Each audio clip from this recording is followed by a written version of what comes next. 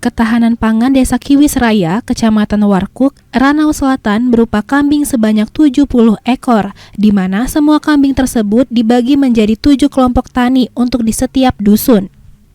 Selain itu, pihaknya juga membebankan ke setiap kepala dusun untuk mengurus kambing yang dibeli dalam rangka ketahanan pangan desa. Dengan rincian 5 kadus ada 5 ekor kambing yang menerima, dan ada 2 kadus yang menerima 11 ekor kambing untuk dirawat di kembang biakan.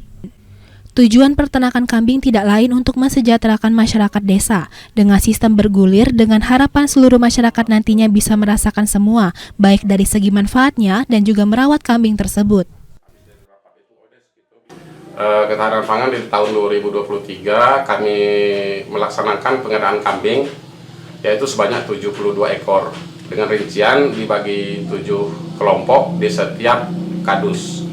Ada 5 kadus yang menerima 10 ekor kambing dan ada 2 kadus yang menerima 11 ekor kambing, di mana setiap kelompok itu masing-masing menerima 1 ekor kambing jantan dan sisanya adalah kambing betina.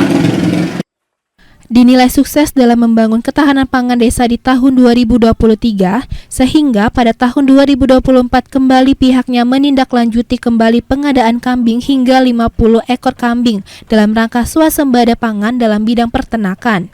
Dari Oku Selatan, Teddy Hendrawan, iNews melaporkan.